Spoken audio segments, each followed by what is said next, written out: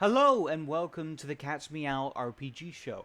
I'm Mark, your GM for this first series, and I will be running Masks Unregistered, based off of the Masks, Masks the Apocalypse. That's not right. Masks: A New Generation by the Powered by the Apocalypse system, by Magpie Games specifically. A very good game that's close to my heart and to my history, and that one that I recommend to everyone. However, unfortunately, we did manage to lose the footage for the first issue of this series due to tech problems, things to do with Twitch and OBS, and things just not meshing. In either case, due to this, this episode will form as a recap for those who missed it. Perhaps catch them up on a little bit of what happens. However, to really know what's going on, I really recommend checking out the second episode, or the second issue, as we're going to be calling them for this series. And yeah, I think with that, I can just start off.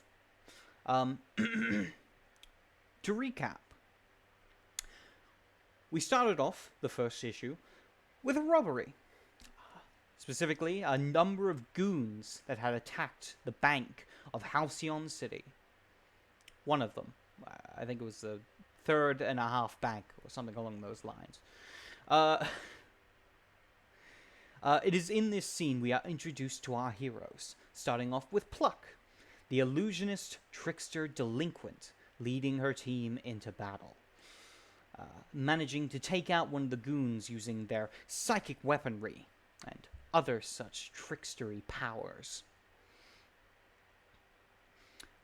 Soon afterwards, the rest of the team arrives on the scene, following their leader's first steps. Starting off with the Pariah, the second to bear his name, using only his wit to stand up for something, and to take on the villains of the city that ended his predecessor. Although he does not have powers in a traditional sense, he has a belief that he needs to do the right thing, a willingness to stand up and fight, that is sadly lacking in the modern age of Halcyon City. After which, Sparks enters the battle, the electrokinetic, telepathic wannabe hero, and scion of one of Halcyon City's biggest villains. Although they use their powers, or try to use their powers for good, they can't help but find themselves falling into trouble. This leads to a lot of people mistrusting them, and believing they're more like their parents than they really are. Or their parent than they really are. Next, we are introduced to Arcane, a sorcerer commanding the power of the major arcana, using their reality warping abilities to turn the battle in the hero's favor. However, this itself does cause some damages, specifically causing a large part of the bank to split in two, and the roof to pretty much cave in on itself. With that, we are introduced to our final team member of this group, Cosplay, the out-of-time psychic hero, trying desperately to deal with a more complicated time than what he's used to. Originally from the Bronze Age and thrown into this strange future by an unknown power, they are doing their best to fit in with this new society, and with their new team members. It is at this point, as Cosplay is surveilling the scene, the team is attacked by a villainous speedster named Rapid, who sets about to cause chaos for the heroes and keep them busy. However, noticing that they are being stalled, the heroes make their way into the bank to see what's really going on, coming across what looks to be a large robotic villain by the name of Binary, seemingly attempting to steal a USB from inside a lockbox deep within the vault of the bank. Sparks tries to hack into the robot, only to find out that Binary seems to be working for their mother, the villain known as Gigabyte. After a long battle, the heroes manage to obtain the USB, thanks to some trickery by Pluck. using their illusionary ability to make it look like there were multiple USBs, confusing Binary for some time. It is with this they attempt to get away.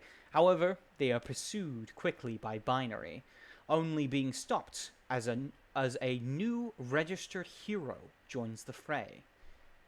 The hero known as the Cobalt Eagle, along with another hero, though perhaps hero is too strong a word for it, specifically cosplay's damaged future self, Cerebral.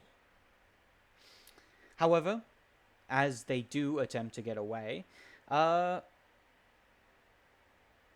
team manages to escape as Cobalt Eagle begins to fight Binary. However, that is not before having to trick Cerebral with a fake USB instead of giving him the real one that he seems to have requested and knew about. After a bit of time, the team meets up at a Viennese bakery owned by Pluck and Arcana's parents, as they wind down and recap what happened. During that time, Pariah hacks into the USB and finds some recordings and data left behind by the previous Pariah.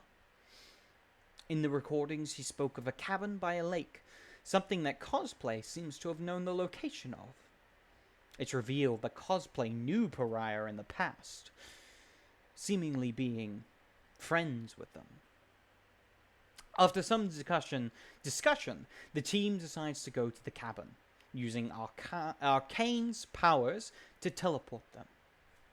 That itself is where the issue ends, leaving off with a final look at the cover for issue 1, depicting the team standing ready with a large figure of Cerebral leering menacingly behind them.